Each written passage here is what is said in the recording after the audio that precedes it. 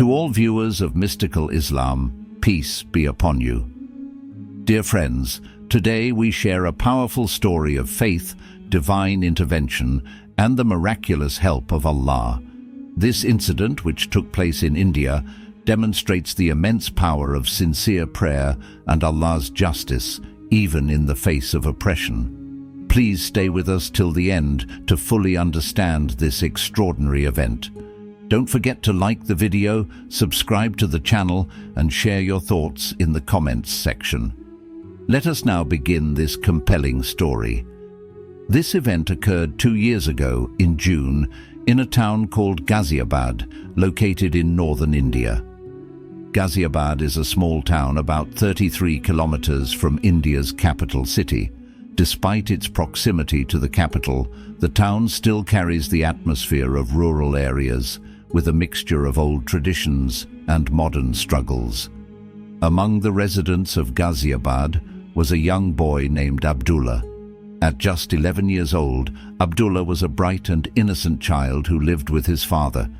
He was his parents' only son.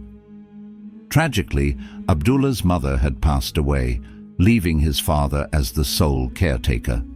His father worked tirelessly as a laborer to provide for their modest household. The town had a small Muslim minority, with only a handful of Muslim families living among a predominantly Hindu population. These Muslims often faced discrimination, but they quietly carried on with their lives, holding firm to their faith. One hot afternoon in June, the sun was blazing and the heat was almost unbearable. Abdullah, like many children, was outside playing with a group of friends. The excitement of their games led them further away from the town, eventually nearing an old, abandoned temple on the outskirts. This temple, which had seen better days, was now in a dilapidated state. Very few people visited it, and it had become a quiet, almost forgotten place. As the children played, Abdullah felt increasingly thirsty. The intense heat made it difficult to continue without water. Looking around, he couldn't find any sign of water nearby. Then he noticed the temple. Hoping to find water there, Abdullah decided to go inside. As Abdullah stepped into the temple, he saw a group of Hindus performing their rituals. The interior of the temple was worn down, with cracks in the walls and faded decorations. Despite its poor condition, the people inside were deeply engrossed in their prayers.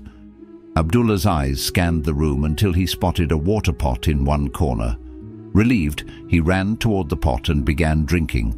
Nearby, on a small shelf, stood a fragile idol of the Hindu deity. As Abdullah drank, his elbow accidentally hit the shelf, causing the idol to fall and break. The sound of the idol breaking startled the people inside the temple. They immediately turned their attention to Abdullah, their faces filled with rage. From his appearance, they recognized that he was a Muslim. "Who is this boy? What is his name?" they demanded angrily. Abdullah, terrified by their tone, froze. After a moment of silence, he hesitantly revealed his name. Upon hearing his name, one of the men stepped forward and slapped him. Soon others joined in, beating him mercilessly. The mob accused Abdullah of intentionally breaking their idol, claiming that he had come to desecrate their temple. Despite Abdullah's cries and repeated explanations that it was an accident, their anger only grew. "This Muslim boy must be punished," they declared. "Otherwise, our God will be angry with us, and we will not be forgiven." Abdullah, now bruised and bleeding, pleaded for mercy. He explained that he had only come to drink water and that the idol fell by accident. But his words fell on deaf ears. As news of the incident spread, more people gathered at the temple. The mob grew larger and more hostile. Some among them called for extreme measures, saying, "This boy should be torn to pieces just as he broke our idol." While a few compassionate individuals tried to intervene, the extremists refused to listen. They dragged Abdullah out of the temple and took him to the railway tracks outside the town. There, they tied him tightly to the tracks, determined to let the approaching train crush him. The mob, now numbering in the hundreds, waited eagerly for the train. Their hatred blinded them to the innocence of the boy before them. As the commotion spread, Abdullah's father heard of the incident and rushed to the scene. He had no idea that the victim was his own son. When he arrived and saw Abdullah tied to the tracks, his heart sank. Overcome with grief and fear, he fell to his knees and begged the mob for mercy. "This boy is innocent," he cried. "Please, he did not do this on purpose. Spare him."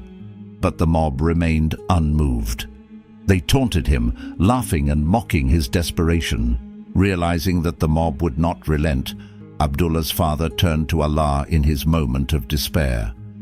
With tears streaming down his face, he raised his hands to the heavens and cried out, "O Allah, you are the witness to this injustice. Only you can help a father pleading for his innocent son. There is no one here who fears you, O my Lord. Save my son, O Allah, save my son." As the train approached, the sound of its engine grew louder. The mob cheered, eagerly awaiting what they believed to be their moment of revenge. Abdullah's father, standing on the tracks, refused to move. He continued to cry out to Allah, his eyes fixed on the sky. Just as the train was about to reach Abdullah, something extraordinary happened. The train's engine suddenly stalled and the train derailed, veering off the tracks and heading toward the mob instead. Panic ensued as people scrambled to escape. Some were injured and a few were crushed under the train. But Abdullah, still tied to the tracks, remained unharmed. Abdullah's father rushed to untie him, tears of gratitude streaming down his face. Falling to the ground in prostration, he thanked Allah for saving his son. The incident was recorded by some onlookers, and the videos quickly spread on social media. However, the Indian government, upon learning of the incident, ordered the videos to be taken down, labeling it a mere train accident. Despite their efforts to suppress the truth, some of the Hindus who witnessed the event embraced Islam, recognizing the divine intervention they had just seen. They recited the kalima, declaring their faith in Allah. Dear friends, this story is a powerful reminder of Allah's mercy and justice. It teaches us that no matter how dire the situation may seem, sincere prayer can bring about miraculous help. Allah listens to those who call upon Him with a pure heart. As always, let us conclude with a prayer. O Allah, guide us to the straight path. Grant us the strength to live according to your commands and protect us from oppression and injustice. Ameen. Thank you for watching today's video. Please share your thoughts in the comments and don't forget to like and subscribe. Until next time, Allah Hafiz.